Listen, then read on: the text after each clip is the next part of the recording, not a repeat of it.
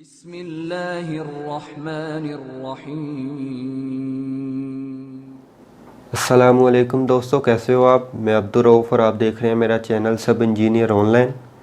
सबसे पहले तो मेरे सेटअप पर न जाइएगा क्योंकि मैं रूम में बना रहा हूँ, तो जिस तरह का मुझे अवेलेबल है उस तरह का मैं बना रहा हूँ। लेकिन ये वीडियो मैं उन दोस्तों के लिए बनाता हूँ जो नए हैं, जो हमारी तरह पहले जो कुछ नहीं जानते थे, तो जब वो फील्ड में हैं तो उनको कुछ जो इल्म हो, जो हमने सीखा है वो उनको पहले से इल्म हो। तो आइए देखते हैं। आज मेरा जिस वीडियो को लेकर आने का मकसद है वो है फाउंडेशंस। ये वीडियो मैं दो पार्ट्स में बनाऊंगा। पहले पार्ट में मैं इसको फाउंडेशन की पूरी डिटेल बताऊंगा। उसके बाद मैं दूसरा जो पार्ट है, जो हिस्सा है इस वीडियो का, उसको मैं ब्रिज कंस्ट्रक्शन किस तरह कंप्लीट होती है वो बताऊंगा। उसके बाद मैं एक वीडियो बनाऊंगा जिसमें अंडरपास की कंप्लीट कंस्ट्रक्शन किस तरह होती है। फिर मैं एक और पार्ट बनाऊंगा कि हमारी जो रोड कंस्ट्रक्शन है वो किस तरह होती है। तो ये एक ही वीडियो के 3-4 पार्ट बनेंगे, तो साथ बने रहिएगा। और अगर आपको वीडियो मेरी अच्छी लगे, पसंद आए, तो इसको शेयर कीजिएगा ताकि जो कंस्ट्रक्शन में नए दोस्त हैं उनके लिए फ़ायदेमंद हो। तो आइए, ये सबसे पहले जो वीडियो का हिस्सा है इसमें बात करते हैं फाउंडेशन के मुतालिक। फाउंडेशन क्या होती है? जो हमारा सुपर स्ट्रक्चर जो वज़न होता है उसको ज़मीन में बेहतर अंदाज से मुंतकिल करने का जो स्ट्रक्चर तमीर किया जाता है उसको फाउंडेशन कहते हैं। तो फाउंडेशन ये कितनी किस्म की होती है? ये 2 किस्म की होती है, नॉन डीप और डीप फाउंडेशन। कम गहरी बुनियादें और गहरी बुनियादें। कम गहरी बुनियादें कहाँ पे इस्तेमाल होती हैं? जहाँ पे हमारा जो वज़न है इमारत का वो ज़्यादा तो होता है, लेकिन ज़मीन की बेरिंग कैपेसिटी के मुकाबले में वो ज़मीन उसको ज़्यादा गहराई में उस फाउंडेशन को ना भी लेकर जाएं तो ज़मीन अपनी क़ुव्वत बर्दाश्त को सामने रखते हुए उस फाउंडेशन को सहार लेती है। उसको नॉन डीप फाउंडेशन कहते हैं। जबकि ये जो दूसरा है डीप फाउंडेशन, तो ये ऐसा स्ट्रक्चर होता है जो जिस पे हमारा इमारत का बहुत ज़्यादा वज़न आता है, तो उस वज़न को बर्दाश्त ज़मीन के अंदर बेहतर अंदाज से करने के लिए जो स्ट्रक्चर तमीर किया जाता है उसको डीप फाउंडेशन कहते हैं। तो सबसे पहले मैं आपको बताता हूँ कि नॉन डीप फाउंडेशन क्या होती है।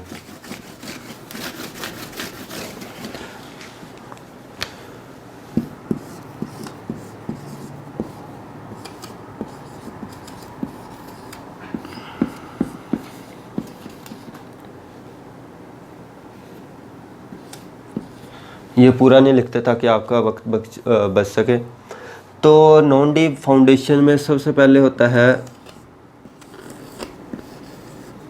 Spread foundation. स्पेलिंग की अगर मिस्टेक हो तो उसके लिए जो माजरत, क्योंकि जो हम डिप्लोमा होल्डर हैं उनकी जो इंग्लिश है वो इतनी ज़्यादा बेहतर नहीं होती। तो दूसरे को कहते हैं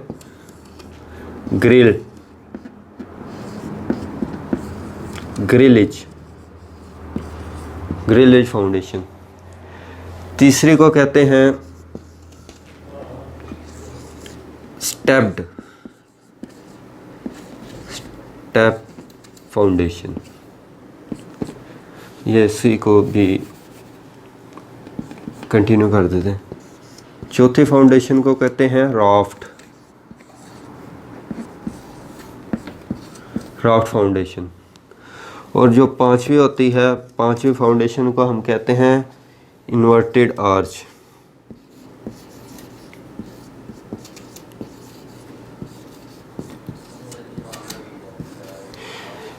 इसमें ये जो है हमारी ग्रिलेज और इन्वर्टेड आर्च ये बहुत कम यूज़ होती है या अब यूज़ होती ही नहीं। तो सबसे पहले हम बात करते हैं ये जो यूज़ नहीं होती इनकी बात करते हैं। तो इसके लिए मैं आपको इधर छोटा सा बनाता हूँ। ये ग्रिलेज फाउंडेशन क्या होती है? ये भी आम जो हमारी आरसीसी का स्ट्रक्चर होता है सेम उसी की तरह होती है, उसी शेप की होती है, लेकिन इसमें हम जो है अपनी स्ट्रक्चर के अंदर, ये हमारा स्ट्रक्चर है, तो इसके अंदर हम अपने आई शेप के बीम इस्तेमाल करते हैं, मुख्तलिफ साइज़ के, जो स्टील के जगह इस्तेमाल होते हैं और वज़न ये बर्दाश्त करते हैं। तो अब चूँकि इस्तेमाल ही ज़्यादातर कंक्रीट होता है जिसमें स्टील इस्तेमाल करते हैं रीइंफोर्समेंट के तौर पर, तो फिर इसकी ज़रूरत ही नहीं रहती। तो ये वाला हमारा ग्रिलिच फाउंडेशन हम इधर से डिलीट कर देते हैं। उसके बाद आ गया इन्वर्टेड आर्च। ये हमारे पुराने दौर में इस्तेमाल होती थी। ये किस तरह है कि हम अपनी एक्सकवेशन करते हैं, एक्सकवेशन करने के बाद हम अपनी चुनाई कर देते थे इस तरह, जिस तरह पहले दौर में लिंटल की जगह आर्च इस्तेमाल होती थी।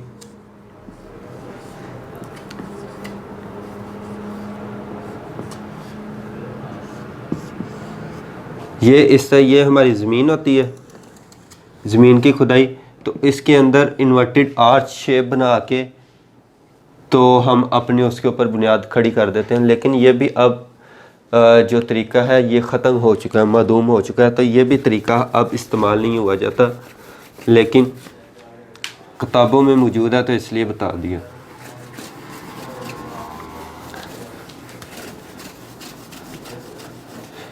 उसके बाद स्प्रेड फाउंडेशन।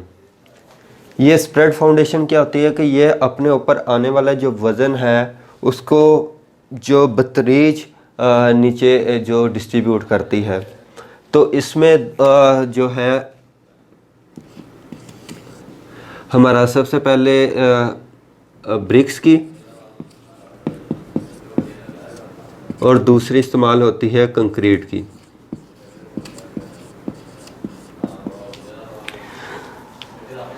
जो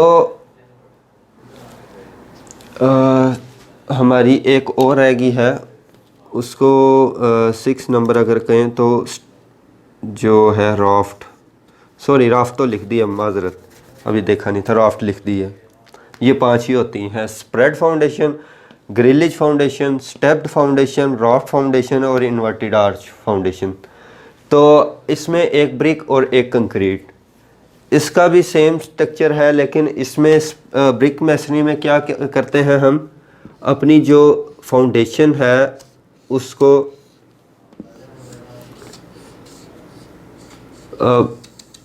एक ख़ास जो स्टेप के साथ जो है ना तमीर करते हैं। जिस तरह अगर ये हमारी 9 इंच है तो उसके बाद हम 4.5 इंच का और इजाफा करते हैं, तो ये हमारा दूसरा स्टेप 13 इंच 13.5 इंच का बनता है। उसके बाद 18 इंच का, उसके बाद 22.5,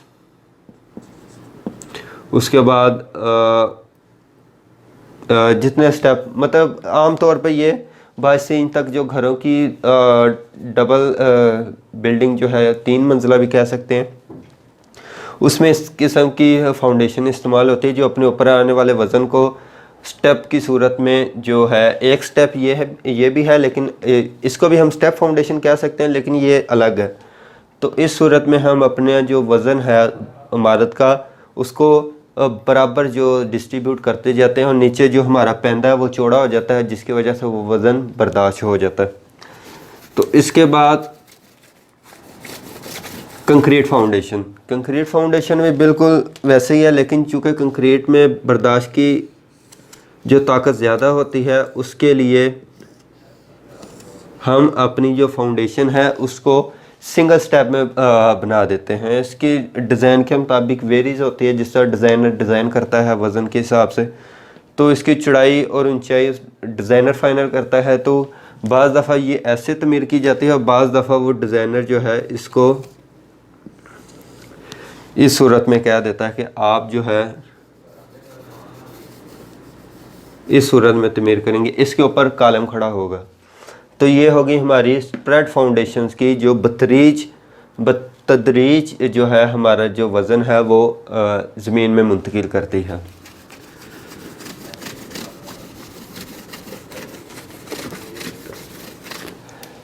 उसके बाद आ गया स्टेप्ड फाउंडेशन।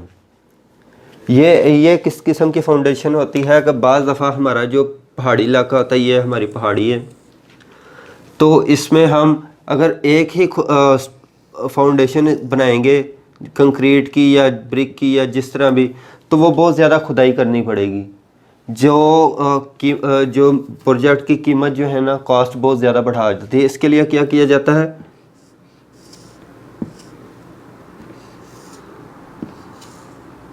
इस तरह हम अपने स्ट्रक्चर को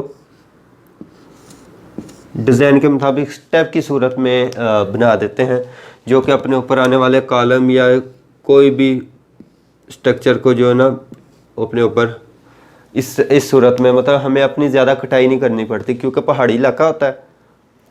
तो अगर तो ये मिट्टी का पुश्ता हो, मिट्टी का जो हो स्लोप, तो फिर उसके लिए तो प्रॉपर अरेंजमेंट करना पड़ता है। लेकिन अगर पहाड़ी इलाका हो तो फिर थोड़ी सी जो खुदाई करके ना हम तमीर कर लेते हैं।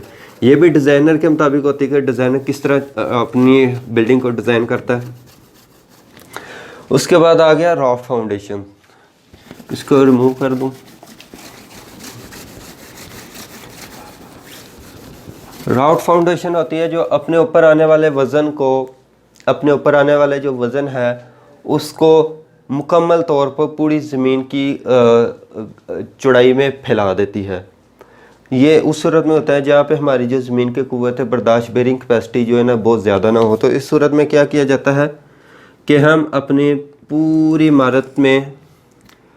इमारत को नीचे एक मुकम्मल बुनियाद तमीर कर जाते हैं, जो कि ज़्यादातर जो है आरसीसी की होती है। ये आपको वहाँ मिलेगी जहाँ पे हम अपना बेसमेंट तैयार करते हैं। उसमें क्या करते हैं, हम अपने बेसमेंट के पूरे नीचे आरसीसी की स्लैब तैयार कर देते हैं। उसके बाद हम अपने जो है मुख्तलिफ कॉलम्स इसी के ऊपर खड़े कर देते हैं। अगर दरमियान में भी कोई कॉलम हो तो भी खड़ा कर दे। तो ये पूरी एक सिंगल जान जो फाउंडेशन होती है, इसलिए इसको जो है रॉ फाउंडेशन कहा जाता है। उसके बाद आ गया डी फाउंडेशन, गहरी बुनियाद। डी फाउंडेशन जो है हमारी 3 किस्म की होती है। सबसे पहले आती है पाइल फाउंडेशन, दूसरे नंबर पर आती है वेल फाउंडेशन, जिसको हम आमतौर पर कुआं बुनियाद भी कहते हैं। तीसरे नंबर पर आती है हमारी केसन फाउंडेशन।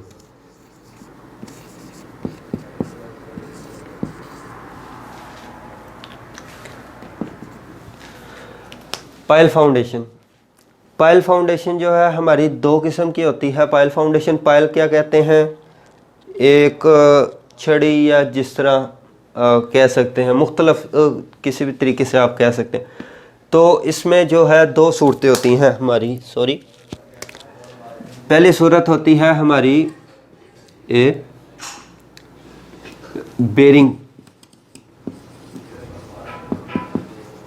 बेरिंग पाइल, और जो दूसरी होती है हमारी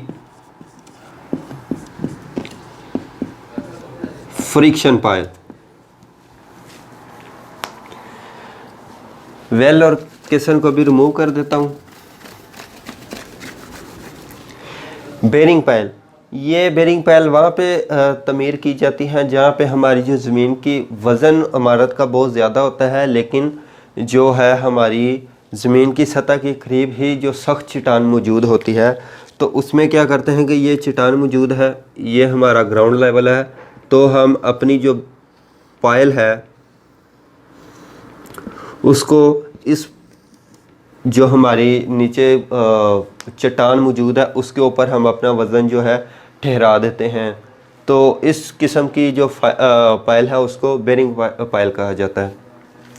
जबकि जो फ्रिक्शन पाइल है, ये फ्रिक्शन पाइल वहाँ पे तमीर की जाती है जहाँ पे हमारी जो मैदानी इलाका हो जिस तरह, और उधर हमारी जो कोई नीचे करीब तरीन कोई सख्त चट्टान मौजूद ना हो, तो उस सूरत में हम अपनी फ्रिक्शन पाइल जो बुनियाद है वो तमीर करते हैं। तो ये इसको अगर आप आम मिसाल में समझे तो जिस तरह गाय भैंस को बांधने के लिए एक हम लकड़ी का वो पीस दबाते हैं ज़मीन में, तो उसको फिर जब हाँ आम इंसान दबा तो वो आसानी से दिया जाता है, लेकिन जब कुछ अरसे बाद उसकी कम्पैक्शन हो जाती है खुद ब खुद, तो उसको जब बंदा उखाड़ता है तो वो उखड़ता नहीं है, वो ज़मीन उसको फ्रिक्शन के साथ पकड़ लेती है। तो सेम यही काम फ्रिक्शन करती है कि अगर हमारी नीचे कोई बुनियाद ना हो तो उस बुनियाद को ज़मीन जो है अपने रगड़ की क़ुव्वत के साथ जो है, अगर बहुत नीचे हमारा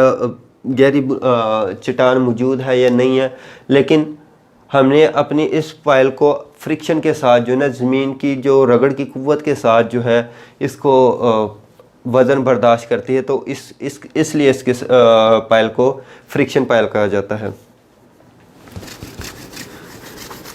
अब बात करते हैं गहरी बुनियाद में दूसरी किस्म की वेल फाउंडेशंस को। वेल फाउंडेशन आमतौर पर स्ट्रक्चर के लिए तो नहीं इस्तेमाल की जाती ही, लेकिन चूँकि एक टर्म है तो इसमें जो है वेल फाउंडेशन क्या होती है कि हम अपना जो है अगर आपने कोई अंडरपास देखा हो तो अंडरपास के साथ उसमें पानी, अंडरपास का पानी जमा करने के लिए एक जो कुआं तमीर किया जाता है, ये फाउंडेशन बुनियादी तौर पर उसकी बुनियाद होती है कि किस तरह किया जाता है कि उसमें एक इस किस्म का फ्रेम तैयार किया जाता है, थोड़ा छोटा बन गया, तो फ्रेम के नीचे एंगल आयरन लगा दिया जाता है। उसके बाद इस तरफ ही ये तमीर किया जाए। अगर आप इसका प्लान कहें तो प्लान इसका इस तरह होता है, ये इधर एंगल कर दिया जाता है वेल्ड। उसके बाद क्या किया जाता है, इसके ऊपर ज़मीन तकरीबन ज़मीन में एक मीटर तक खुदाई करने के बाद, अगर ये ज़मीन है हमारी तकरीबन 1 मीटर गहराई में खुदाई, 1 मीटर में खुदाई करके तो ये फ्रेम रखा जाता है। उसके ऊपर चुनाई शुरू की जाती है। चुनाई की चौड़ाई उसके डिज़ाइन के हिसाब से होती है। तो जैसे जैसे ये जब चुनाई इस NSL लेवल के बराबर, ग्राउंड लेवल के बराबर हो जाती है, तो ये नीचे से खुदाई शुरू की जाती है। जब ये खुदाई इस तरह की जाती है तो ये अपने ही वज़न, इस चुनाई के साथ अपने वज़न के साथ ये और कटाई करके नीचे चला जाता है, फिर और चुनाई कर दी जाती है और जो है ये नीचे बैठ जाता है। इस तरह इसका जो लेवल है वो तदरीज जो है नीचे चलता रहता है। तकरीबन ये 30 मीटर, अगर हमारा अंडरपास 5 मीटर की गहराई है तो इसको तकरीबन 10-15 मीटर की गहराई तक जो तमीर कर दिया जाता है, जिस तरह डिज़ाइन करता है। उसके बाद जब ये तमीर हो जाता है तो उसके इस पोर्शन से लेके तकरीबन डिज़ाइनर के मुताबिक आधा मीटर या इस तरह RCC की फिलिंग कर दी जाती है, बाज़ दफ़ा PCC की, बाज़ दफ़ा RCC की। तो ये पानी नीचे लीक नहीं होता और ना साइडों पे लीक होता है। तो इसकी जो प्रॉपर शेप बनती है वो इस तरह बनती है कि जब ये हमारा कुआं तमीर हो जाता है, जी, ये हमारी कंक्रीट फिल होगी, तो इस इधर मोटर लगा दी जाती है। जब ये हमारे अंडर रोड का लेवल है, जब रोड का पानी इधर आकर बहता है तो जब यहाँ पे तकरीबन जमा हो जाता है जिस डिज़ाइन के मुताबिक, तो ये मोटर चला दी जाती है। फिर ये अपना जो पानी है वो पंप करके तो वेस्टिंग में फेंक दिया जाता है, इसलिए इसको वेल फाउंडेशन कहा जाता है। अब हमारी जो एक किस्म है उसको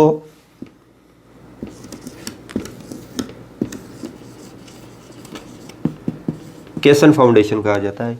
ये आपने डॉक्यूमेंट्रीज देखी होंगी, जो दरियाओं के अंदर जो पुल तमीर किए जाते हैं उसमें इस किस्म की जो फाउंडेशन तमीर की जाती है। ये क्या होती है कि ये एक पूरा बॉक्स बना लिया जाता है।